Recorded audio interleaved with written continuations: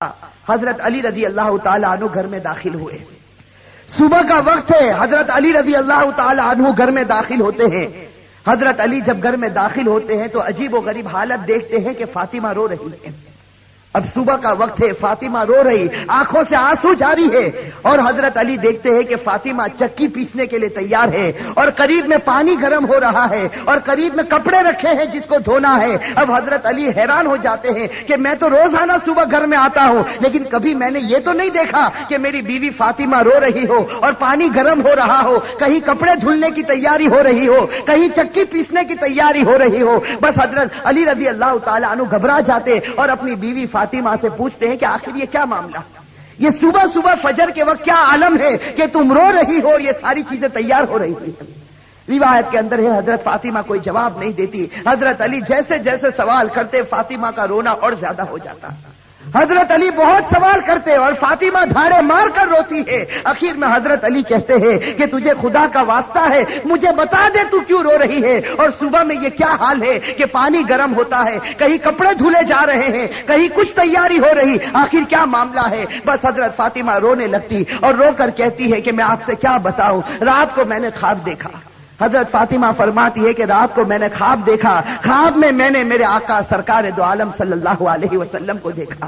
خواب میں نے میرے والد نبی کو دیکھا کہ وہ کسی چیز کو تلاش کر رہے, وہ کسی چیز کو ڈھونڈ رہے ہیں. فاطمہ فرماتی ہے کہ میں نے خواب میں میرے والد سے پوچھا کہ اے میرے ابا جان, اے میرے نبی, تم کون سی چیز تلاش کرتے ہو, تم کس کو ڈھونڈتے ہو؟ تو میرے نبی, میرے ابا نے کہا کہ فاطمہ بیٹی میں تجھے ہی تلاش کر رہا ہوں, بیٹی میں تجھے ہی تلاش کرتا ہوں, میں تجھے ہی ڈھونڈ رہا ہوں. روایت کے اندر ہے کہ حضرت فاطمہ رضی اللہ تعالی عنہ یہ خواب بتاتی ہے اور اس کے بعد اپنے شوہر علی سے کہتی ہے کہ علی آج میرا یہ آخری دن ہے, میرے نبی نے, میرے والد نے مجھے بتا دیا, اب کچھ ہی دیر میں اپنے خدا کو پیاری ہونے والی ہوں, یہ میرا آخری وقت ہے. حضرت علی رضی اللہ تعالی عنہ دھاڑے مار کر روتے ہیں. روایت کے اندر ہے کہ حضرت علی پوچھتے ہیں کہ اے فاطمہ, ابھی تیرے والد کو انتقال ہوئے 6 مہینے بھی نہیں گزرے, ابھی ان کا غم ہمارے سینوں کے اندر ہے, تیرا انتقال ہو جائے گا, ہم غم کو کیسے برداشت کریں گے؟ فاطمہ جواب دیتی ہے کہ علی اپنے شوہر سے کہتی ہے کہ جس طرح میرے ابا کی وفات پر تم نے صبر کیا تھا, میری وفات پر بھی تم صبر کر لینا. میری ماں بہنیں, اصل بات مجھے یہ بتانی ہے کہ حضرت فاطمہ رضی اللہ تعالی عنہا کی طبیعت خراب سے خراب ہونے لگتی ہے, بخار چڑھنے لگتا ہے. حضرت فاطمہ چکی پیس رہی ہے. حضرت علی ان کے ہاتھوں کو پکڑ لیتے ہیں اور کہتے ہیں کہ اب یہ بس کرو, آج تمہارا آخری دن ہے, تم ہمیں چھوڑ کر جانے والی ہو, یہ چکی کو پیسنا, یہ کپڑے دھونا, یہ پانی کو گرم کرنا, یہ سب تکلیف کیوں اٹھا رہی ہو؟ فاطمہ رو کر کہنے لگتی ہے, فاطمہ رو کر کہنے لگتی ہے کہ مجھے تمہارا بھی حق ادا کرنا ہے اور مجھے میرے بیٹے حسن اور حسین کا بھی حق ادا کرنا ہے. میں دنیا سے چلی جاؤں گی, میں چاہتی ہوں کہ چکی پیس کر جاؤں, کپڑے دھل کر جاؤں, اپنے بچوں کو نہلا کر جاؤں, تاکہ میرے انتقال کے بعد تمہیں کسی کے سامنے ہاتھ پھیلانا نہ پڑے, تاکہ تمہیں کسی کے سامنے ہاتھ پھیلانا نہ پڑے. روایت کے اندر ہے کہ حضرت علی ان کو سمجھا کر کھڑا کرتے ہیں. ابھی ان کو کھڑا کرتے حضرت علی رو رہے, فاطمہ رو رہی, اتنے میں وہ پیارے بچے حسن اور حسین گھر کے اندر داخل ہوتے ہیں. میرے بھائیو, سوچو اس ماں کے دل کے اوپر کیا گزرتی ہوگی جو اپنے بچوں کو, حسن اور حسین کو آخری مرتبہ دیکھتی ہے. حضرت فاطمہ دونوں بچوں کو اپنے سینے سے لگا لیتی ہے. حضرت علی رو رہے, فاطمہ روتی. ان کا رونا دیکھ کر وہ 2 معصوم بچوں کو رونا آ جاتا. وہ 2 معصوم بچے جب روتے ہیں اور اپنی ماں سے پوچھتے ہیں کہ ماں تو کیوں روتی ہے, اپنے باپ سے پوچھتے ہیں کہ ابا جان تم کیوں روتے ہو, علی کوئی جواب نہیں دیتے, فاطمہ کوئی جواب نہیں دیتی. فاطمہ صرف بچوں سے اشارہ کرتی ہے کہ تم میرے والد کی قبر کے اوپر چلے جاؤ, تم میرے نبی کی قبر پر چلے جاؤ. تاریخ میں یہ بات لکھی ہے کہ حسن اور حسین دونوں معصوم بچے ہیں, دونوں لاڈلے بچے ہیں. نبی کی قبر کے اوپر جاتے ہیں, ابھی قبر کے اوپر کھڑے ہوتے ہیں کہ اندر سے آواز آتی ہے, حضرت محمد رسول اللہ صلی اللہ علیہ وسلم کی آواز آتی ہے کہ اے میرے نواسے, تم اپنی ماں کے پاس چلے جاؤ, میرے پاس تو تم بعد میں بھی آ سکتے ہو, لیکن آج آخری دن ہے, اس دن کے بعد تمہیں اپنی ماں کا چہرہ نظر نہیں آئے گا. میرے بھائیو سوچو ان بچوں کے اوپر کیا گزرتی. وہ بچے روتے پیٹتے گھر میں آتے دیکھتے ہیں کہ ماں بھی رو رہی, باپ بھی رو رہا. یہ دونوں بچے آ کر رونے لگتے, اپنی ماں کے گلے لگ جاتے. روایت کے اندر ہے کہ فاطمہ کا بخار اور بڑھتا ہے, شام کا وقت ہوتا ہے. اب حضرت فاطمہ کو یقین ہو جاتا کہ اب میرا انتقال ہوگا, اب میرا آخری وقت آ گیا. میری ماں بہنیں کان کھول کر سنے. حضرت فاطمہ اپنے شوہر کو قریب میں بٹھا دیتی ہے. حضرت فاطمہ علی رضی اللہ تعالی عنہ کو قریب میں بٹھاتی ہے اور حضرت فاطمہ کہتی ہے, اپنے شوہر سے کہتی ہے کہ میں 3 بات تمہارے سامنے رکھتی ہوں. میری ماں بہنیں اس بات کو سنیں اور سوچیں کہ ہم اپنی زندگی کو کیسے بدلیں. وہ فاطمہ رضی اللہ تعالی عنہا جو اللہ کے رسول کی لاڈلی تھی, وہ فاطمہ رضی اللہ تعالی عنہا جو اس امت کے واسطے اپنے پیٹ پر پتھر باندھتی تھی, وہ فاطمہ رضی اللہ تعالی عنہا پیشانی پر ہمارے نبی نے بوسا دیا, وہ فاطمہ رضی اللہ تعالی عنہا جن کے بارے میں ہمارے نبی نے کہا سیدۃ نساء اہل الجنہ فاطمہ رضی اللہ تعالی عنہا کہ جنت میں عورتوں کی اگر سردارن بنے گی تو حضرت فاطمہ رضی اللہ تعالی عنہا بنے گی. وہ فاطمہ رضی اللہ تعالی عنہا کا آخری وقت ہے, پیشانی کے اوپر پسینہ ہے, اپنے بستر پر لیٹی ہوئی ہے اور بخار بڑے زوروں کے اوپر ہے. اپنے شوہر کو قریب بٹھاتی ہے اور پہلا جملہ کہتی ہے, حضرت علی سے کہتی ہے, ان کے شوہر ہے, قریب میں معصوم بچے بیٹھے رو رہے, کبھی اپنی ماں کا منہ دیکھتے ہیں, کبھی اپنے باپ کا منہ دیکھتے ہیں. حضرت فاطمہ اپنے شوہر سے کہتی ہے کہ علی معلوم نہیں تمہارے نکاح میں آنے کے بعد میری طرف سے تم کو کتنی تکلیف پہنچی ہوگی. فاطمہ کہہ رہی کہ اے میرے شوہر معلوم نہیں جب سے میں تمہاری نکاح میں آئی ہوں معلوم نہیں میری وجہ سے تم کو کتنا دکھ اٹھانا پڑا ہوگا, تم کو میری وجہ سے کتنی تکلیف اٹھانی پڑی ہوگی. فاطمہ کہتی ہے میرے شوہر خدا کے واسطے میرے مرنے سے پہلے مجھے معاف کر دے.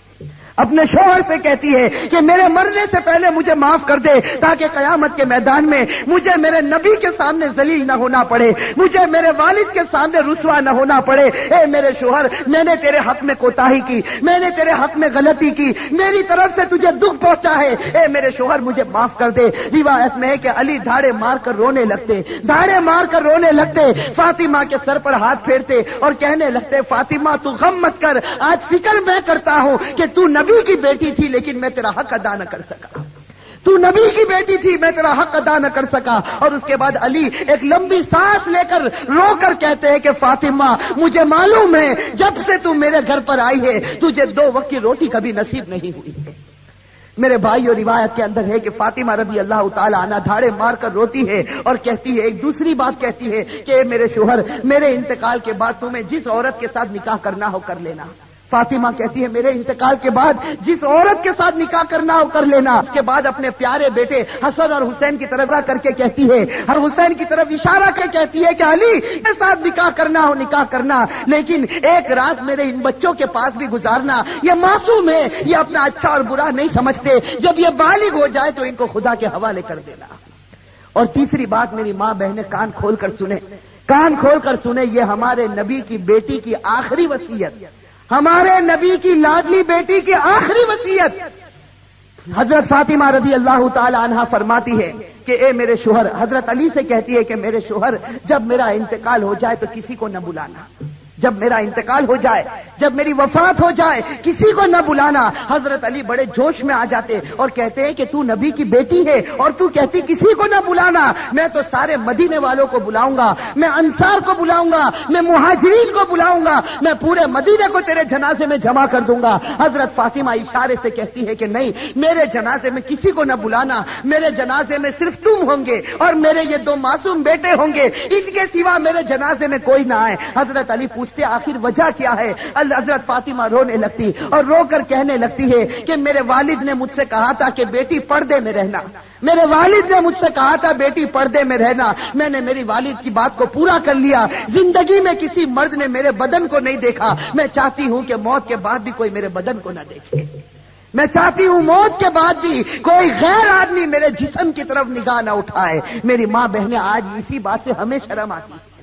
آج ہماری ماں بہنوں کو کہا جائے کہ بھائی پردہ کر لو, اور ہمارے جوانوں کو کہا جائے کہ تیرا چہرہ ایسا بنا دے جو چہرہ تیرے نبی کا تھا, تو میرے بھائیوں ہمیں پسند آتا ہے. میرے بھائیوں ہمارے جوانوں سے پوچھو کہ بھائی چہرے پر داڑھی رکھ لے، ہماری ماں بہنوں کو کہو پردہ کر لے، میرے بھائیوں یہ ہمیں پسند نہیں آتا۔ بتاؤ اگر نبی سے سچی محبت ہوتی، فاطمہ سے سچی محبت ہوتی تو فاطمہ کی آخری وصیت ہے کہ زندگی میں کسی نے میرے بدن کو نہیں دیکھا، میں چاہتی ہوں کہ موت کے بعد بھی کوئی میرے بدن کو نہ دیکھے۔ روایت کے اندر ہے یہ تین باتیں کہہ کر فاطمہ ایک عجیب و غریب جملہ کہتی ہے اور ہمیشہ کے لیے خدا کو پیاری ہو جاتی۔ آخری جملہ حضرت علی سے کہتی ہے کہ علی آج میں نے روزہ رکھا ہے۔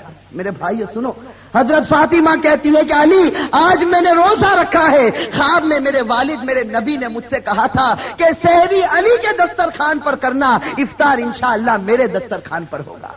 بس یہ جملہ کہہ کر فاطمہ ہمیشہ کے لیے اٹھ جاتی ہے۔ روایت کے اندر میرے بھائی اصل بات مجھے یہ بتانی ہے کہ آخرت کا معاملہ بڑا خطرناک معاملہ ہے۔ حضرت فاطمہ رضی اللہ تعالی عنہا کو کفن پہنایا جاتا۔ روایت کے اندر ہے وہ عجیب و غریب منظر تھا کہ جب فاطمہ کا جنازہ اٹھا، 6 مہینے پہلے ہمارے نبی کا جنازہ اٹھا تھا، اس وقت پورا مدینے نے غم منایا تھا۔ آج 6 مہینے کے بعد ان کی لاڈلی بیٹی خدا کو پیاری ہوتی ہے۔ روایت میں جب ان کے گھر جنازہ اٹھتا ہے، جردے کے ایک پائے کو علی نے اپنے کندھے پر ہے، دوسرے پائے بڑے بیٹے حضرت ہر اپنے کندھے پر رکھا ہے، تیسرے پائے کو حضرت نے کندھے پر رکھا، سا پایا دینے والا موجود نہیں، علی انت کرتے ہیں۔ اچانک صحابی سامنے سے نظر آئے جن کا نام ہم سب سے ہیں، حضرت ابو ذر غفاری رضی اللہ تعالی عنہ، وہ وہاں پہنچ جاتے ہیں۔ علی کہتے ہیں کہ خدا نے بھیجا ہے اور آج اللہ کے رسول کی لاڈلی بیٹی کا انتقال ہو گیا، تم ان کو کندھا دے دو۔ حضرت ابو ذر غفاری کندھا دیتے ہیں، یہ جنازہ اٹھ کر چلتا ہے۔ روایت کے اندر ہے وہ معصوم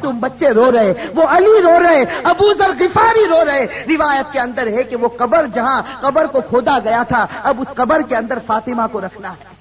میری ماں بہنیں کان کھول کر سنیں، جب اس قبر کے اندر فاطمہ کو رکھنا ہوتا ہے، حسن اور حسین جو معصوم بچے اپنی ماں کو جب قبر میں رکھنے جاتے ہیں تو بے چین ہو کر تڑپنے لگتے ہیں جیسے کوئی مچھلی بغیر پانی کے تڑپتی ہے۔ حضرت علی کی آنکھوں سے آنسو جاری ہے، داڑھی مبارک تر ہو گئی ہے، کپڑا مبارک تر ہو چکا، حضرت علی رو رہے، وہ معصوم بچے روتے۔ ان کا رونا دیکھ کر حضرت ابو ذر غفاری رضی اللہ تعالی عنہ کے اندر ایک حالت پیدا ہو جاتی ہے۔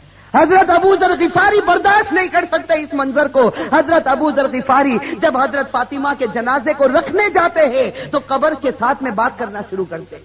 ابو ذر غفاری اس قبر سے کہتے ہیں یا قبر، حضرت ابو ذر غفاری اس قبر سے کہتے ہیں یا قبر اتدری من التی جئنا بها الیک، یا قبر اتدری من التی جئنا بها الیک، هذه بنت رسول الله، هذه زوجة علی، هذه ام الحسنین۔ حضرت ابو ذر غفاری اس قبر سے کہتے ہیں کہ ایک قبر تجھے معلوم ہے ہم کس کا جنازہ لے کر آئے؟ اس لیے کہ حضرت ابو ذر غفاری سے برداشت نہیں ہوتا، وہ معصوم بچے روتے ہیں، وہ علی جیسا بہادر آج اپنی آنکھوں سے آنسو بہاتا ہے، تو حضرت ابو ذر غفاری اس قبر سے کہتے ہیں یا قبر، اے قبر تجھے معلوم ہے ہم کس کا جنازہ تیرے اندر رکھتے ہیں؟ یہ اس کا جنازہ ہے جس کو اللہ کے رسول کی بیٹی کہا جاتا، یہ اس کا جنازہ ہے جس کو علی کی بیوی کہا جاتا، یہ اس کا جنازہ ہے جس کو حسن اور حسین کی ماں کہا جاتا۔ روایت کے اندر ہے کہ ابو ذر غفاری جنازے کو رکھتے یہ جملہ کہتے ہیں، قبر کے اندر سے آواز آتی، قبر کے اندر سے آواز آتی یا ابا ذر، اے ابو ذر، ھذا لیس بیت نسب ولا حسب، کہ ابو ذر یہاں خاندان مت گناؤ، یہاں خاندان اور رشتے مت گناؤ، یہاں تو یہ بتاؤ اچھے عمل کر کے کون آیا اور برے عمل کر کے کون آیا۔ میرے بھائیو یہ جو جملہ قبر کے اندر سے نکلا تھا یہ فاطمہ کے لیے نہیں نکلا تھا، یہ فاطمہ کے لیے نہیں نکلا تھا۔ حضرت فاطمہ بخشائی خدا کی بندی ہے، ہمارے نبی نے بشارت دی ہے کہ وہ جنتی ہے، لیکن یہ جملہ ہمارے لیے، ہماری ماں بہنوں کے لیے نکلا تھا کہ جب قبر کے سامنے تمہارا جنازہ آ گیا، اب یہ مت بتاؤ تمہارے پاس بنگلہ تھا یا گاڑی تھی، تم کون سے خاندان سے تعلق رکھتے تھے، تم کس زمین پر رہتے تھے، اب خدا کو کوئی پرواہ نہیں، اب تو یہ بتاؤ خدا کے رسول کو مان کر آئے ہو یا نافرمانی کر کے آئے ہو؟ اگر مان کر آئے ہو تو جنت کا باغ ہے، اور میرے بھائیوں نافرمانی کر کے آئے ہو تو اللہ حفاظت فرمائے، وہ جہنم کے گڑھوں میں سے ایک گڑھا ہے۔